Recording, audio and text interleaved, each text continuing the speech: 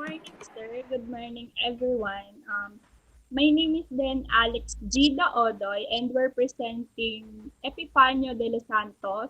And here are my groupmates. Rather, we are the group three. Thank you. Hi, my name is Carl Irving Escalana.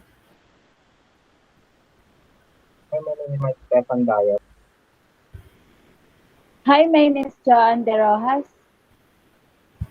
And today, Hi, my name is Elamisi Cultura. All right, we're going to discuss life of Mr. Epifanio de los Santos. People in Metro Manila are probably most familiar with Epifanio de los Santos Avenue, also known as EDSA, as Epifanio de los Santos.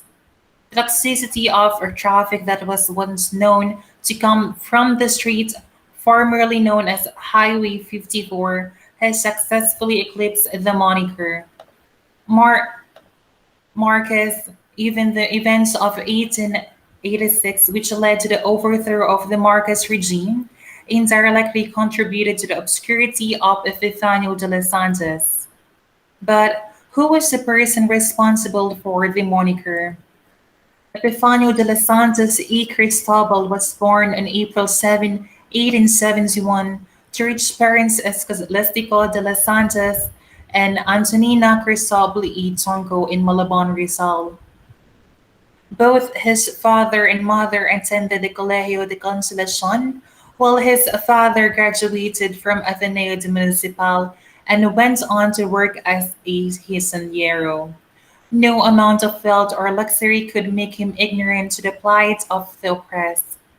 Epifanio, on the other hand, would make good use of this opportunity to give back to his community. He had inherited his parents' love of learning, evident from his demeanor. The Ateneo de Municipal was his father's alma mater, and like his mother, Epifanio was interested in music and the arts, including painting.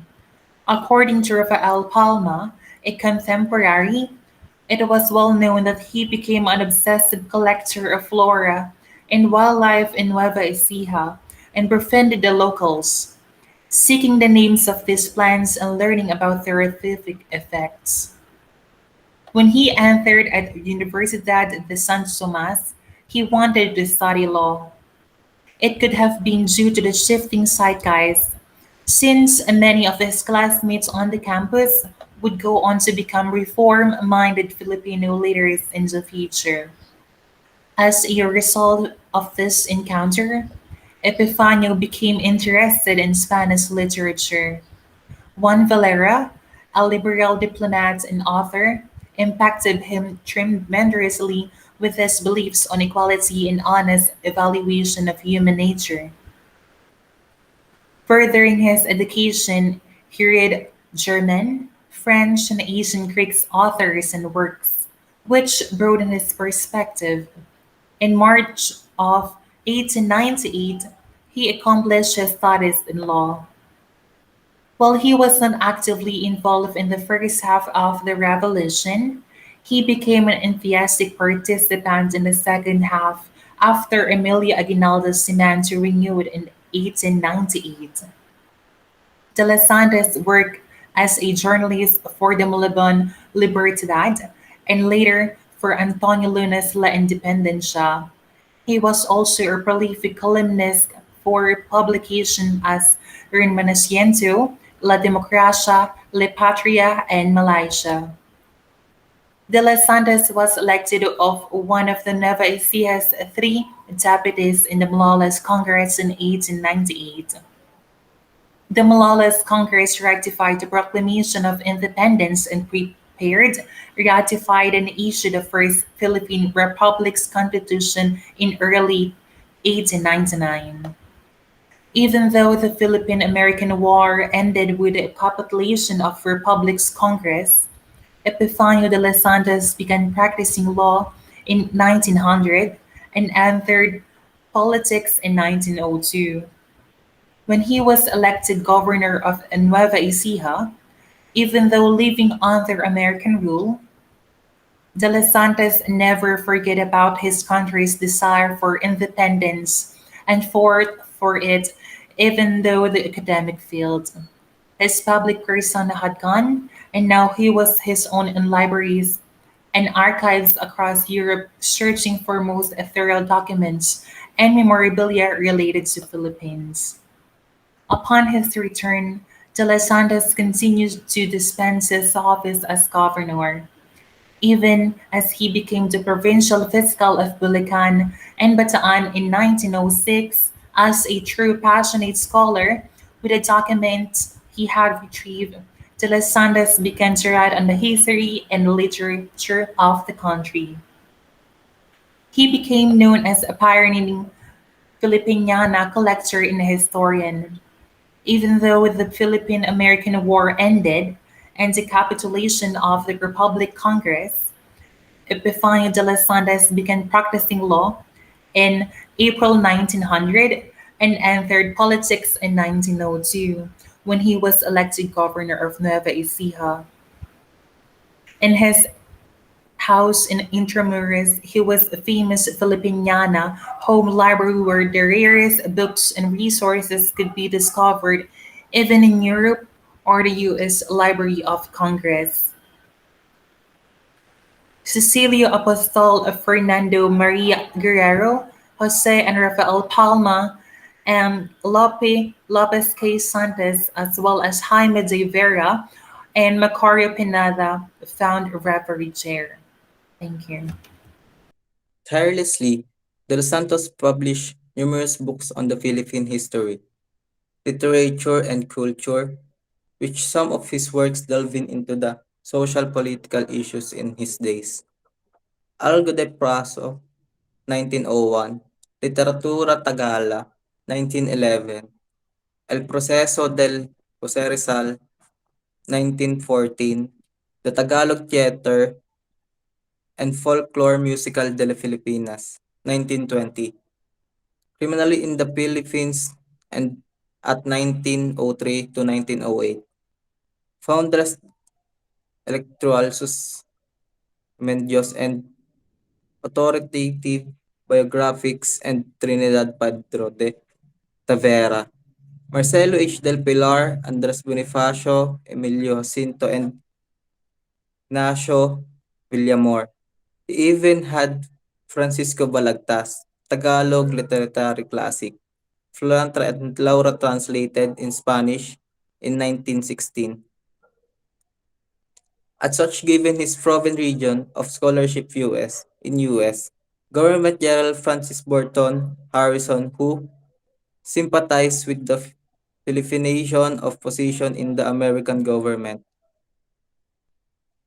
appointed him the technical director of the Philippine Circus done in 1918 and published it in 1921. Upon his college, Trinidad Pablo de Verdet on March 26, 1925, U.S. General Leonard Wood appointed De Los Santos as the new director of the Philippines Library and Museum. On May 16, 1925, then he passed away in 1928. But his immense contribution to Philippine studies cannot be underestimated. While overshadowed by his other contemporaries, he was an expensive pioneer, even though its Philippines relationship. His work seems memories, monograph, written and collected, mark his passion and drive to bring out the identity and intellectual heritage of Filipino. In 1959, his career as Filipino scholar, jurist, and historian of his time moved Congress to pass Republic Act number 2140, naming the main highway along Metro Manila Highway 54, Epifanio de los Santos Avenue. On his 150th birthday anniversary, We concrete Epifanio de los Santos' life and legacy that exempli- exemplifies the stable third for learning and achievement, driving by an all-consuming love for for the nation, to him, and proud heritage of freedom.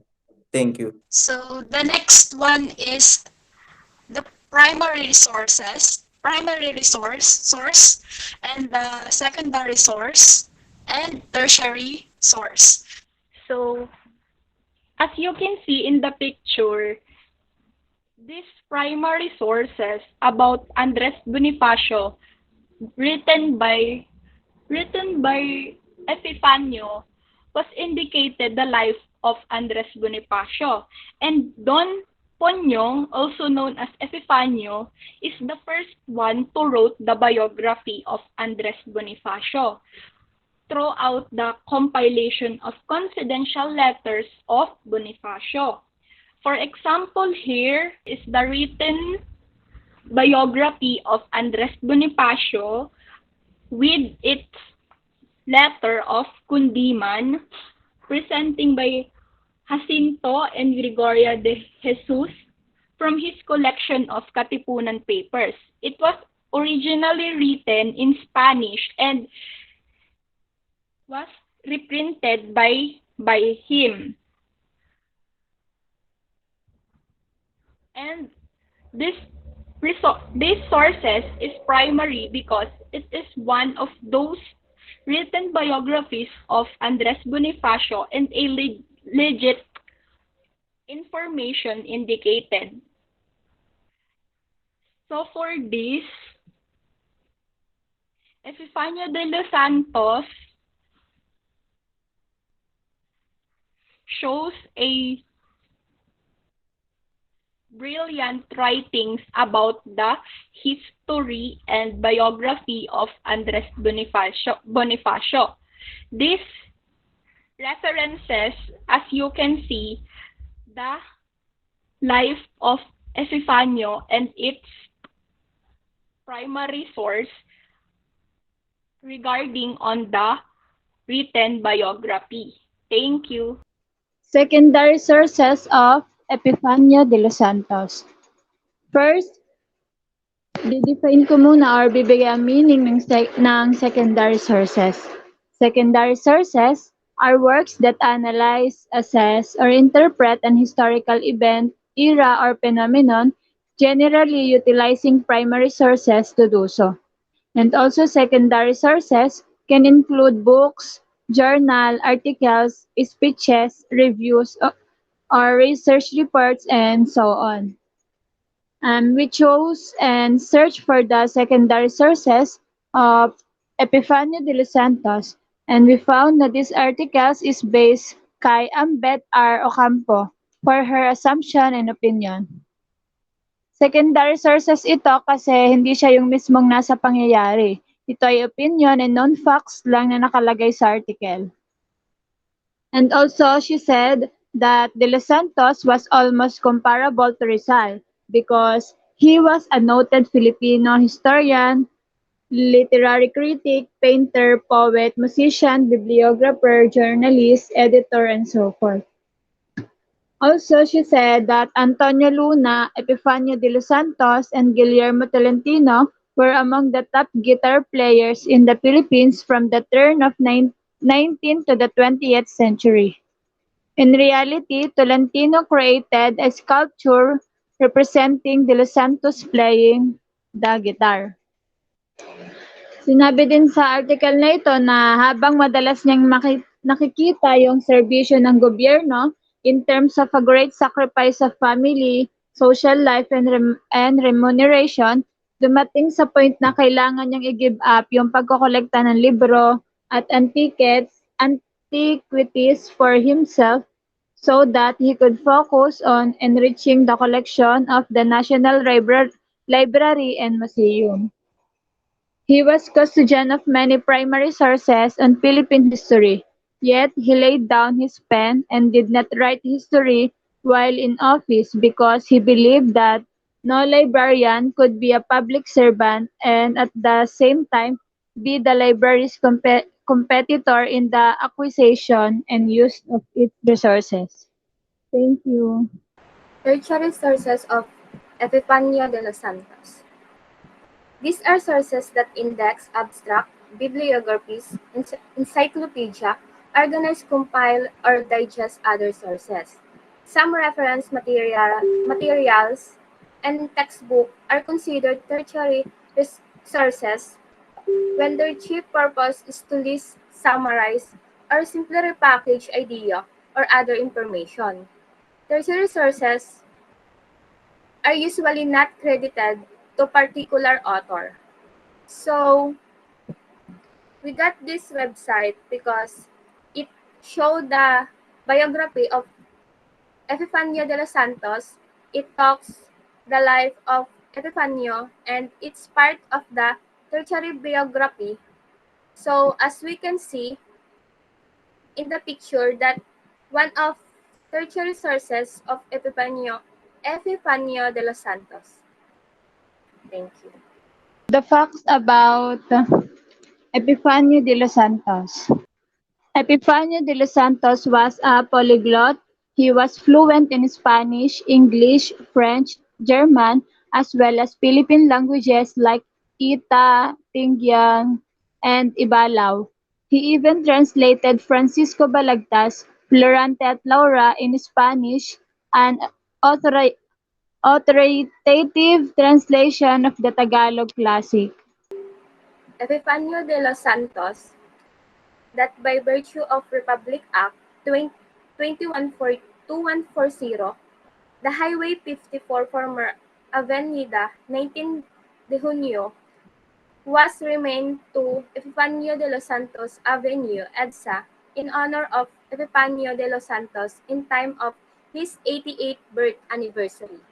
Did you know that Epifanio de los Santos was the first Filipino member of the Royal Spanish Academy, Real Academy Española, at situation in Madrid, Spain, established to preserve the Spanish language? As a whole, from our presentation, you can see about the primary, secondary, tertiary sources.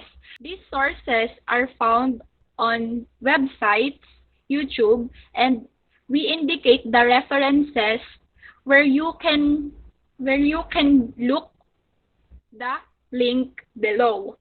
So, thank you for listening to our report about Epifanio de los Santos. Thank you.